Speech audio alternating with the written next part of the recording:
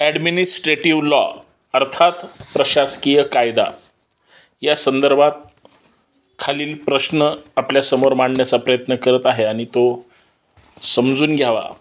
सत्ता विभागणीचे तत्त्व अर्थात doctrine of separation of power. सत्ता विभागणीचे तत्त्व याचे ध्येय हे शासनाच्या जुलमी अधिकारावर अंकुश ठेवणे हे आहे का याची चर्चा करा. The aim of doctrine of separation of powers to guard against tyrannical and arbitrary power of state discuss. थोडक्यात याची सविस्तर आपण माहिती पुढील प्रमाणे पाहूया. एक, सत्ता विभागणी. या सगळ्या प्रमुख विषयावर काही प्रमुख मुद्दे आपण पुढील प्रमाणे पाहण्याचा प्रयत्न करू. त्याच्यातील पहिला मुद्दा प्रस्तावना, दुसरा मुद्दा सत्ता विभागणी सेपरेशन ऑफ पॉवर आणि तिसरा मुद्दा सत्ता विभागणी आणि भारतीय राज्यघटना separation of power and Indian constitution. प्रस्तावना जी सविस्तर आपण पाहण्याचा प्रयत्न करू. इंट्रोडक्शन.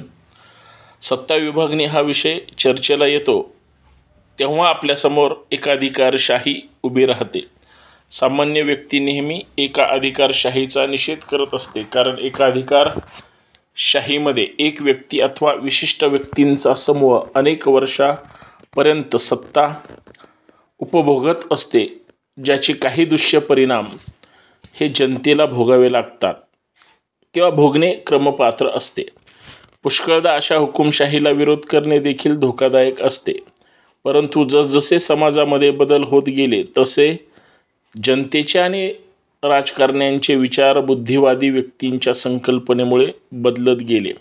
सत्तेचे विकेंद्रीकरण करणे हा एक स्वीकारार्थ विचार होता. या अध्यायात आपण संपूर्ण सत्ता विभागणी करण्याबाबत चर्चा करणार आहोत. मुद्दा नंबर 2, सत्ता विभागणी सेपरेशन ऑफ पॉवर. शासनाचे 3 भाग असतात. एक, कार्यकारी मंडळ, दुसरं कायदे मंडळ आणि तिसरं न्यायमंडळ. कार्यकारी मंडळ म्हणजे एक्झिक्युटिव्ह बॉडी, कायदे मंडळ लेजिस्लेटिव्ह म्हणजे लेजिस्लेचर आणि तिसरं न्यायमंडळ ज्युडिशरी. सत्ता विभागणीच्या तत्वानुसार शासनाचा प्रत्येक विभाग हा स्वतंत्र असला पाहिजे. म्हणजेच कार्यकारी मंडळ, कायदे मंडळ आणि न्यायमंडळ. कार्यकारी मंडळ म्हणजे जी काही प्रशासकीय यंत्रणा असते, कायदे मंडळ हे संपूर्ण न्यायव्यवस्था सांभाळणे आणि न्यायमंडळ म्हणजे ज्युडिशरी न्याय देणारे. हे स्वतंत्र जरी असले पाहिजे आणि त्यांनी स्वतंत्ररित्या कार्यभाग सांभाळला पाहिजे. अर्थात याचा अर्थ असा की कोणत्याही विभागाने दुसऱ्या विभागाचा हस्तक्षेप करण्यास विरोध केला पाहिजे आणि कोणत्याही विभागाने दुसऱ्या विभागाच्या कार्यक्षेत्रात ढवळाढवळ करता कामा नये. कार्यकारी मंडळाच्या कार्यक्षेत्रात न्यायमंडळ अथवा कायदे मंडळाने हस्तक्षेप करता कामा नये. न्यायमंडळाच्या कार्यक्षेत्रात कायदे मंडळ अथवा कार्यकारी मंडळाने हस्तक्षेप करता कामा नये. कार्यकारी मंडळ क्षेत्रात न्यायमंडळाने किंवा कायदे मंडळाने हस्तक्षेप करू नये. न्यायमंडळाच्या ह्याच्यात कार्यक्षेत्रात कायदे मंडळ आणि कार्यकारी मंडळाने हस्तक्षेप करता कामा नये. तसेच कायदे मंडळाच्या कार्यक्षेत्रात न्यायमंडळ आणि कार्यकारी मंडळ यांनी हस्तक्षेप करता कामा नये. वेगळ्या भाषेत स्पष्टीकरण द्यायचे असल्यास कायदे मंडळाने फक्त कायदे केले पाहिजेत, कार्यकारी मंडळाने फक्त प्रशासन पाहिले पाहिजे आणि न्यायमंडळाने फक्त कायद्याच्या चौकटीत राहून निर्णय दिले पाहिजे. बरोबर. वर करणे. सत्ता विभागणीचे तत्त्व सरळ आणि साधे असले तरी वेड आणि फिलिप्स यांनी सत्ता विभागणीचे 3 विभाग निदर्शनास आणले. शासनाचे कोणत्याही विभागाने इतर 2 विभागातील कार्याची पूर्तता करता कामा नये. उदाहरणार्थ कोणत्याही मंत्री न्यायमंडळाचे कार्यात हस्तक्षेप करता कामा नये. 2. याचा अर्थ असा की शासनाचे एका विभाजनाने इतर 2 विभाग त्यांचे कार्यपूर्तता करत असताना ढवळाढवळ अर्थात हस्तक्षेप करता कामा नये. उदाहरणार्थ, कार्यकारी मंडळाने न्यायमंडळाचे कामकाजामध्ये हस्तक्षेप करता कामा नये, कारण न्यायमंडळ हा स्वतंत्र विभाग आहे आणि याचा अर्थ असा की एकाच व्यक्तीच्या दोन विभागामध्ये, म्हणजे हा तिसरा मुद्दा आहे, एकाच व्यक्तीच्या दोन विभागामध्ये सहभाग असता कामा नये. उदाहरणार्थ, न्यायमूर्ती हे लोकसभेचे सदस्य असता कामा नये. वास्तविक सत्ता विभागणीचे तत्व अतिशय जुने आहे. प्लेटो, अरिस्टॉटल यांच्या कालावधीमधील हे तत्व आहे.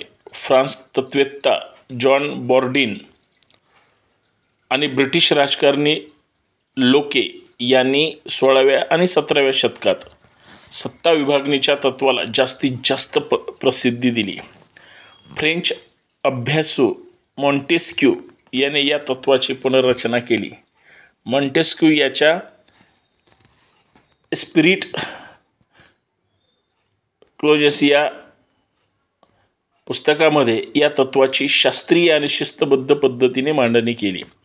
ऐतिहासिक दृष्टिकोन लक्षात घेता फ्रान्समध्ये 14व्या लुईसने मॉन्टेस्क्यू याला सत्ता विभागणीचे तत्व अंमलात आणण्याकरता जोमाने कार्य करण्यास सांगितले.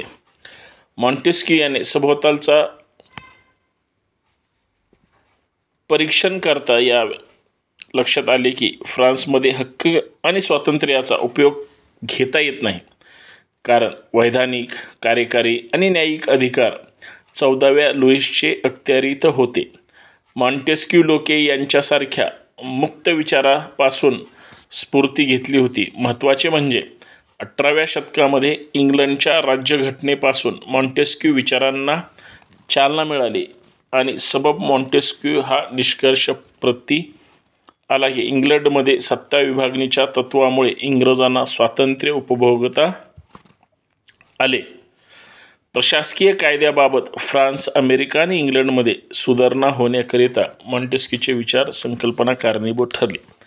म्हणजे याचा अर्थ वरील विवेचनावरून आपणास सत्ता विभागणीचे तत्व अर्थात doctrine of separation of power ही कशा पद्धतीनं समजून घेता येईल, सत्ता विभागणीच्या पद्धती काय, भारतीय राज्यघटनेमध्ये त्याला किती कशा पद्धतीनं समाविष्ट करू शकतो, या गोष्टीचा आपण अभ्यास केलेला आहे, माहिती मिळालेली आहे. असेच इतरही व्हिडिओ पाहत चला, वेगळी माहिती समजून घेत चला. धन्यवाद.